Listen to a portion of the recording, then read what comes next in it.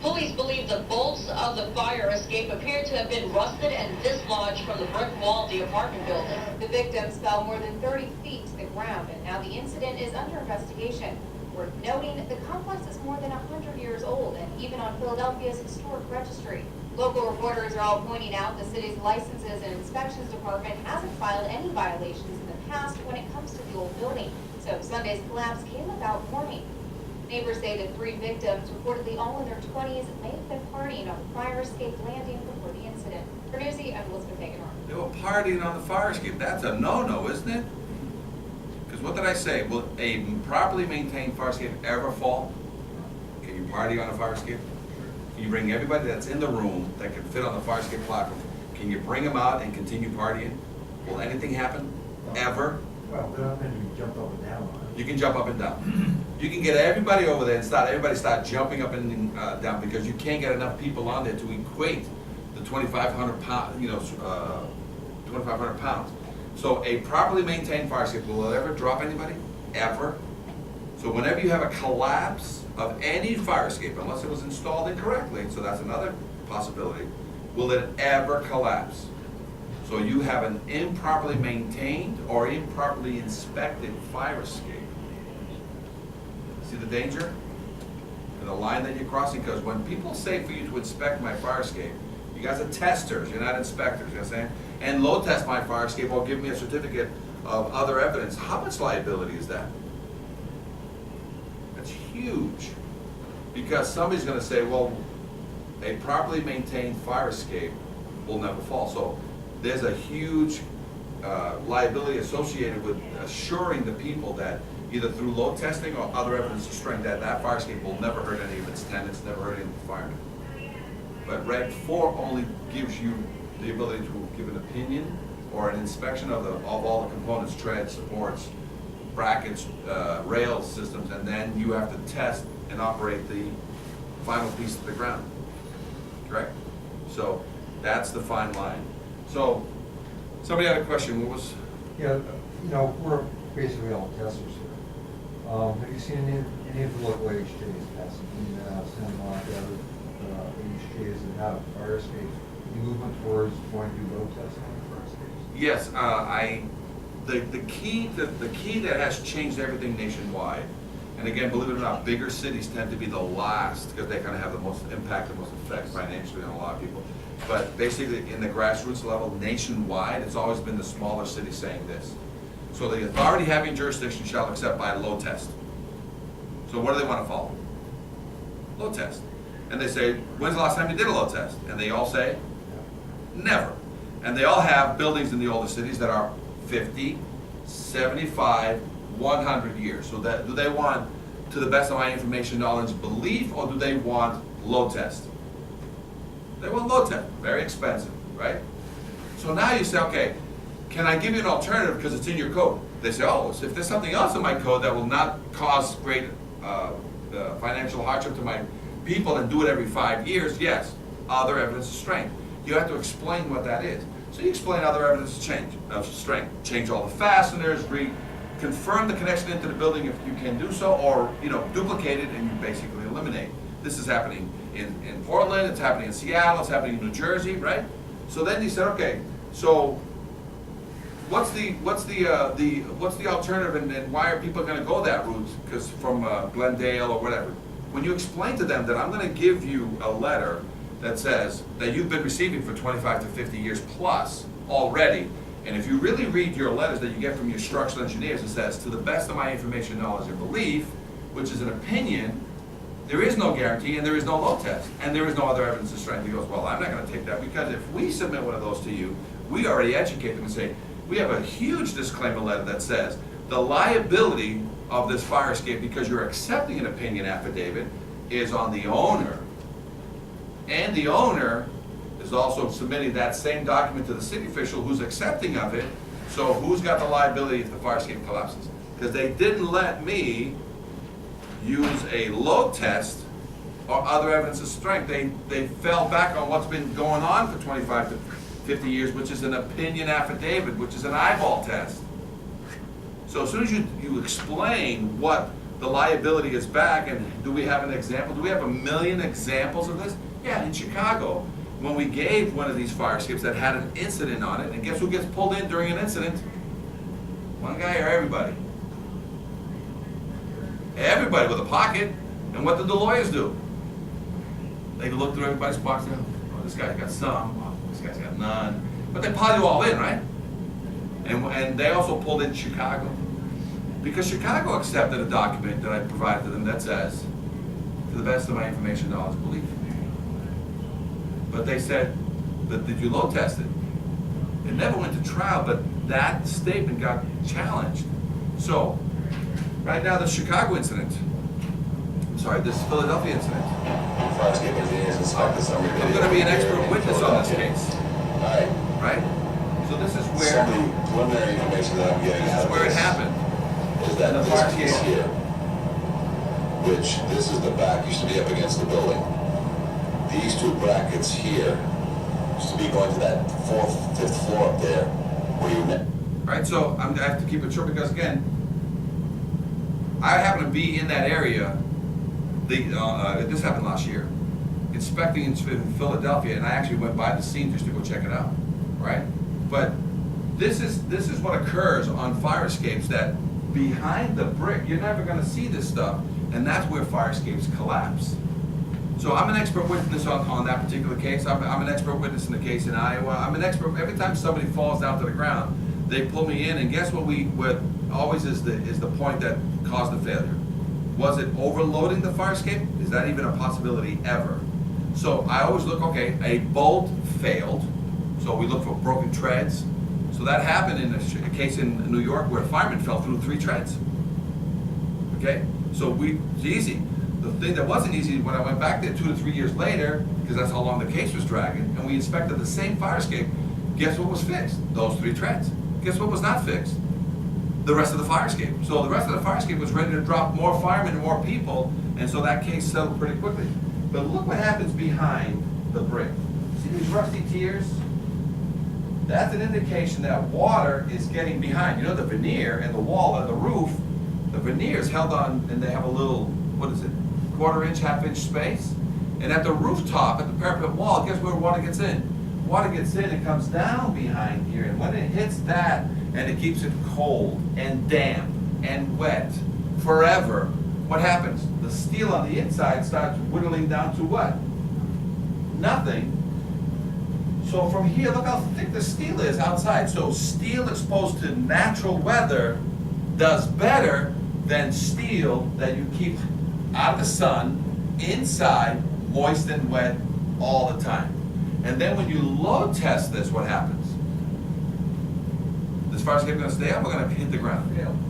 So I have to keep an eye out sometimes to see if I see indicators that the fire escape is ready to, because I don't want to load, you can't load test anything that is going to fail. So you have to look for these signs, but a lot of times you we call it let sleeping dogs lie, because this usually has other issues. But if I take 5 inches away and I drill a new hole, and I get new pocket, and I put a 12-inch epoxy, Hilti epoxy 3/4, and I put a new Hilti bolt here, I leave this alone. I don't need a mason to blow this open for me for $500 a piece.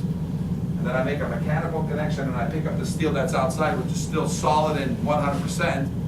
Do I care about what's still in the building? It's called let sleeping dogs lie. So I have met other evidence of strength. I fix the whole fire escape, change every bolt. I don't care about this because I'll make a new connection unless I can verify it in some way.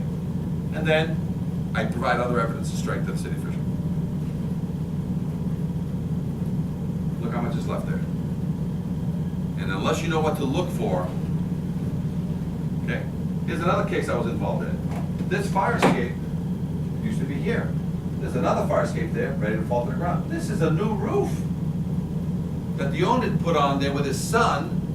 So they took the fire escapes up, fixed the roof, put everything back down, had extra bolts like mechanics have extra bolts for your car. And what do they do with those extra bolts? They never needed them.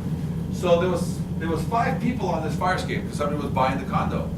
So a buyer, the seller, 2 real estate agents, plus a condo association member, and they all fell 12 feet.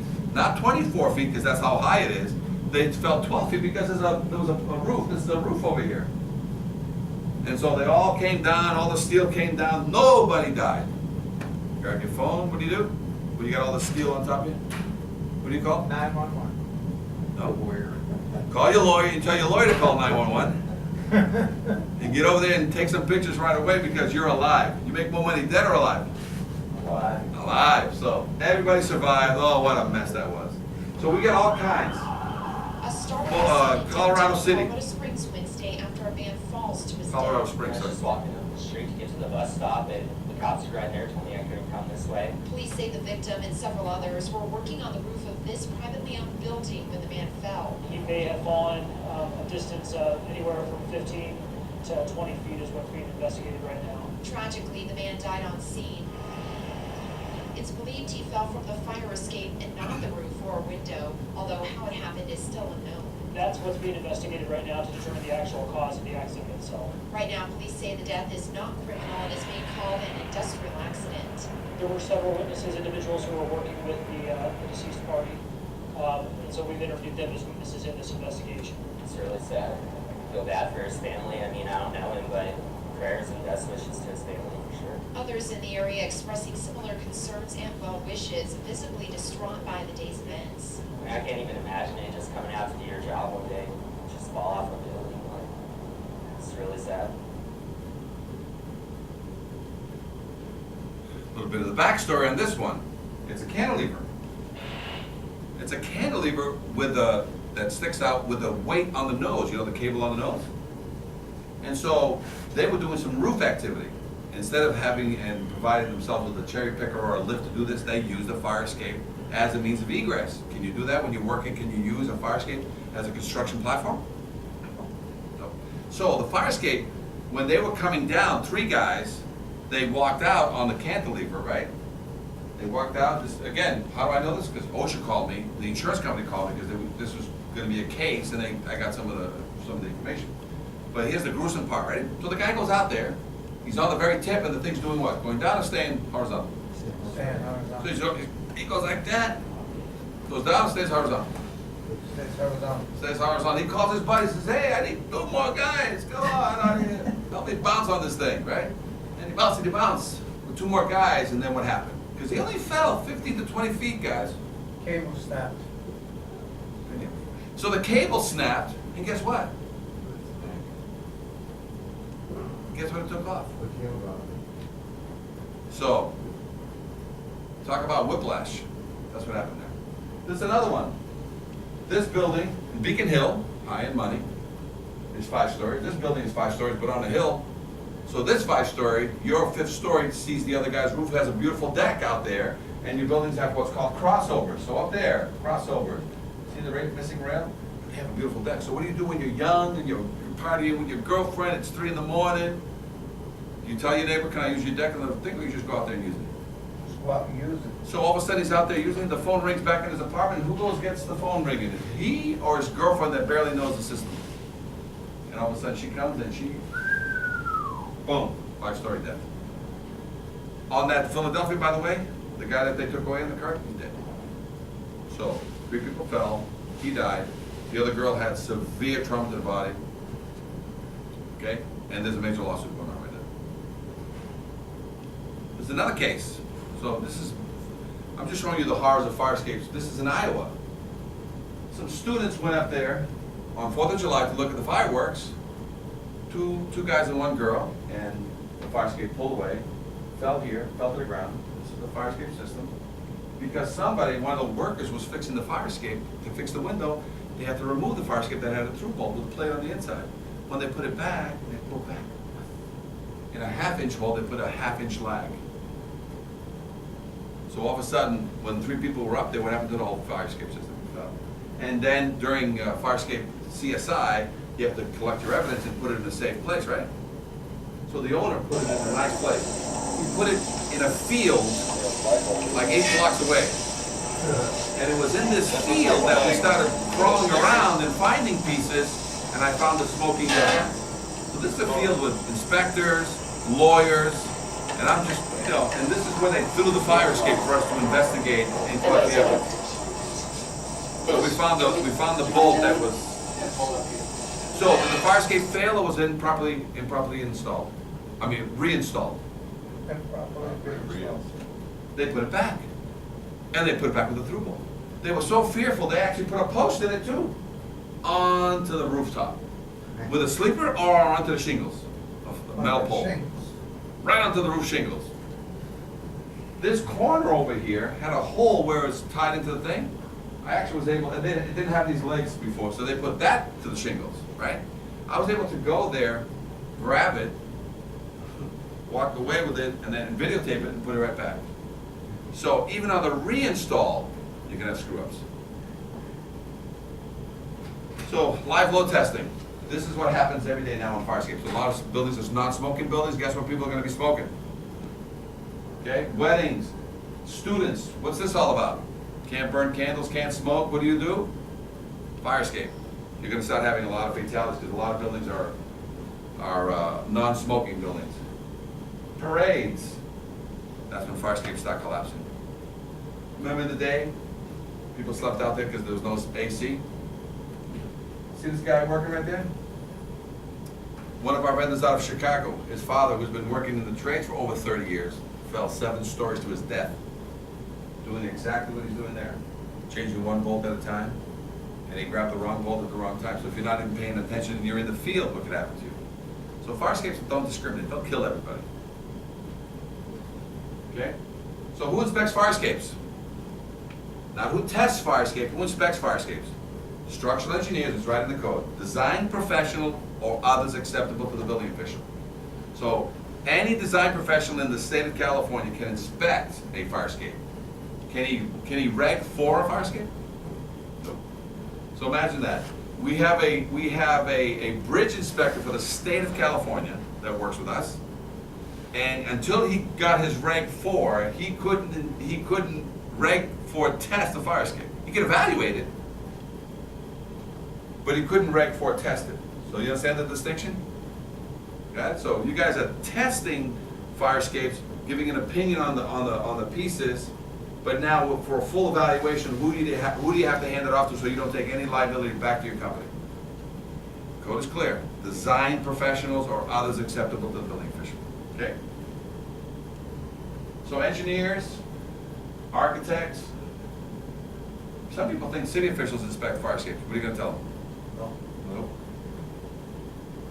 Fire escape inspectors, there's only 2 licenses out there. Boston has a license, so I've signed all of Harvard University's fire escapes for the past 20 years. I've never used my structural engineer. So nationwide I have structural engineers and architects on staff. I have one engineer out of Seattle. He's licensed in 40 states plus Mexico and Canada. But every now and then, can a fire escape inspector? Yes, in the city of Boston, if you have a G3 license, you can inspect fire escapes and sign off on it. If you're a Reg 4 tester, you can only inspect and test the component of the fire escape and give an opinion or an inspection opinion on the rest. But you can't perform full evaluations, and you can't make design changes. You can't make any of those recommendations. That's only design professionals or others acceptable to the building official. This fire escape, pass or fail? Right? Must be structurally sound, must be kept painted. So you walk up to a fire escape and it's this rusty, right? Now here's the problem. Every now and then, even engineers don't inspect them correctly because there's no criteria on how to inspect. So here's the letter that I got from this engineer, right there. And all it said, it gave me 4 things. Not me, it said to the client. The client didn't question it, they brought us in.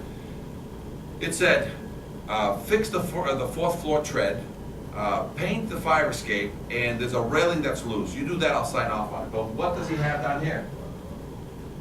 The disclaimer that says, to the best of my information, knowledge, and belief, and this was not a destructive test, which means load test. So understand? So look at all the red marks from the evaluation. Here's another one in Chicago. They just wanted to paint this thing, right? And here's the letter. It says, just paint it. And I'm like, okay, take a look at it, and can we do a walkthrough before we just paint it so nobody dies? This is what I found. I was able to grab bolts with my hands and pull bolts off, and this is reverse cantilever, so it has these rods that come down and grab the nose. These are the rods that come down to the nose. They're all half-eaten. So, just because you have an engineer's report, here's the problem with fire escapes. It's the bastard child of egress. Engineers can't make any money on them because nobody is willing to pay 3, 5, 10 grand for proper evaluations. Can you do it for 300 bucks? Can you do it? So when fire escape engineers, I mean not fire escape engineers, structural engineers say what to these kind of calls? So who are they relying on? But you have a thin line that says you're a tester. Can you evaluate? Can you make recommendations? Got it? So your code of conduct, whether it's sprinklers, fire escapes, or alarms, there's a line there that you guys have to be careful you don't cross, so you don't have your license suspended or revoked for any reason. Again, fox in the hen house issue. Got it? These fire escapes. This is a penitentiary for children, underage, not underage, but 17 and younger, juveniles. Look how bad this fire escape is. This is what rust looks like when you just let it go, especially when you're near the ocean. Now, a lot of fire escapes here have been replaced with galvanized even 40 years ago. So a lot of your fire escapes here are better, but every now and then you get into the back alleyway of some of these buildings that have been shut down for 40 years. You know what they look like? You know what those fire escapes look like further up, not only further down? Because you haven't inspected them, because a lot of times we were focused, how many people are kind of focused over the past 5 or 10 years really on the bottom section of this ladder? How many people actually walked all the way up to the gooseneck and gave an opinion on your Reg 4 of the rest of the fire escape? Anybody here? Testing, yeah. Yeah, you have to, all the way there. Right, so from the gooseneck, what would you normally say in the past 5 or 10 years? What would you say there? If you saw loose treads or loose rails, or what was it that you were saying? Well, before Kermit changes the Reg 4, it would have been an automatic defect. If I saw any structural problems whatsoever as far as anything bolts rusted or anything like that, loose handrails, any of that kind of stuff would have been a defect. Now it's a page 5. Well, no, On if some it's stuff. on 3, if it's on 3 and it's one of those items that you read across, Right. and it is a defect, then give it the proper defect name and brief explanation. As soon as it falls out of, it's nowhere in there, you gotta go to 5. And it's weird because now you have to pass it, but then, you know, sort of declare it on 5 that you're concerned about it. Like I was concerned about rust in a connection with a weld spot on top that's ready to pop. So I had to pass it as a tread on 3, section 3, but I had to note it on 5 to say I don't want the liability. So it's kind of a weird thing where all of a sudden you're going to pass this off. Okay, guys, a lot of times when you're going up these fire escapes, be very careful. Okay, because this is what happens when you go up certain stairs and I always go up staircases. I never come from the top down. I go up a fire escape because I'll be able to peek underneath and look at the treads. Why? For this reason.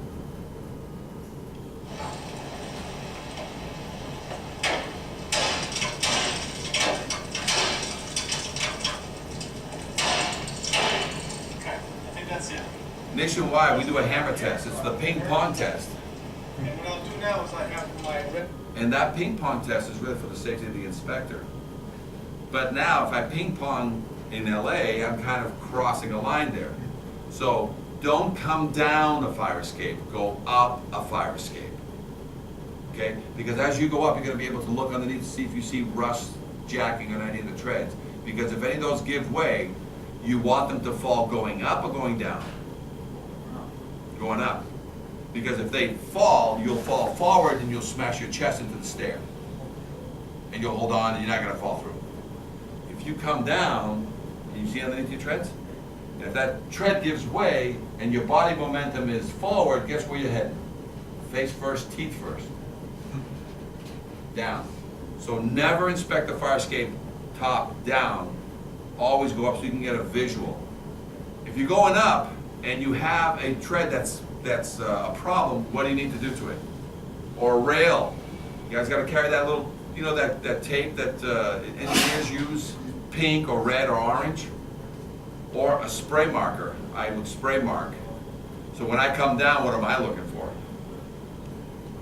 Got it? So believe me, when you fall down a set of fire escapes and you lose your 2 front teeth, you're not getting them back. And if your leg goes through the tread and you still have forward momentum, I'm gonna snap my knee in which direction? The right way or the wrong way? Will I ever run and play football ever again? Nope. Got it? That's a life-changing injury because you've just snapped your knee because of your body weight in the wrong direction. So always walk up a fire escape, always check on the knee. Anything you have, you gotta identify with some sort of tape so that as you walk back down, because you just went up, and a lot of times you're not getting out that way. A lot of times, you have to come right back down. So on the way down, that's what we need to identify, okay? Because this is what happens on treads. Even fire towers, guys. This is a fire tower inspection that I did. And guess what I did? These were all up in the air the day I inspected. As soon as I did my hammer test, guess what happened to all these treads? That firemen used every day to train on. These are fire towers for firemen only. Rust, 1/4 inch, 1/2 inch. Truck smashes. Get these all the time. Rip the pins right out.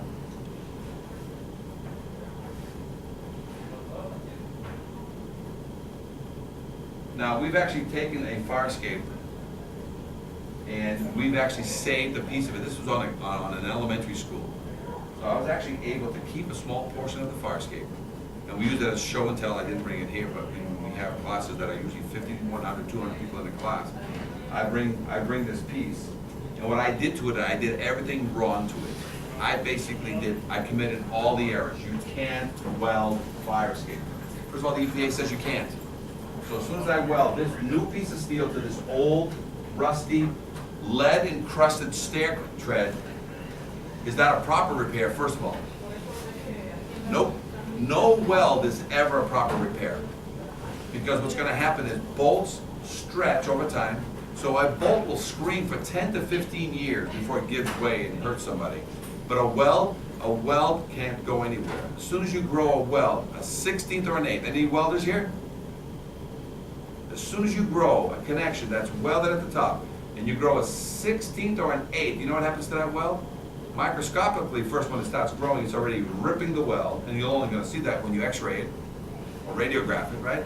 But as soon as it's got enough force, and a weld will hold up to 70,000 pounds, it'll go snap. What happens to that tread now when you step on it 2 years from now? It's gonna fall. If you really want to wrong your clients, keep the rust in there. Put a brand new bolt in there. You know how many years you're going to have before that bolt gets eaten? 5, 10 years. But you take a guy that shows up with a welding machine and he's got a 1/2 inch of rust, and he takes a 1/2 inch bar and he sticks it in there and he welds one side to the stringer, welds the other side to the rail. You know what's going to happen to that welded connection in 1 to 2 years? Snap. Rust keeps growing every year, 16 to an 8. It just keeps growing. So this is wrong. We weld it on the knee. So a lot of guys will come in and just weld the nose. Right? So I did everything wrong, you know. Here's a fire escape full of rust, and a welding guy's gonna come in and just weld the nose and say, hey, it's fixed. It's not fixed. You gotta remove all the rust, change the bolt. The hole's already there. And if you're gonna weld, you need a fire permit. Right? So we did everything wrong, and we show it here. We show what is right, and we show what's wrong on this fire escape. And this is the piece. So it used to be 4 feet across. This was going from the 2nd floor to the ground to a schoolyard for kids to play recess every day. You know who called me to change this fire escape out during Christmas break? Was it the fire department? Was it the building department? Was it the maintenance guy? He says, dude, you gotta fix this. Some of these kids are gonna get hurt or killed. And I did. So we took this fire escape. So I kept a small piece because it was buried into the asphalt. I mean, this is what I took. I mean, there's no, you know why there's so much rust and very little paint? Because the kids ate it all. You know when the kids run their hands through the fire escape and they're eating lead chips and stuff? Look, this is all kindergarten through 8th grade recess area and a private school to boot. So this is what the fire escape looked like, and I kept this piece and I kept a piece up there. This is the new one. So the new one came out and then went off to the side. It didn't go into the yard anymore. I made it go off to the side. Got it? Possibly if anyone acknowledging that last lax enforcement by the Welding city. fire escapes? They're contributing Check this to out. Back Bay Fire. Ah, sorry.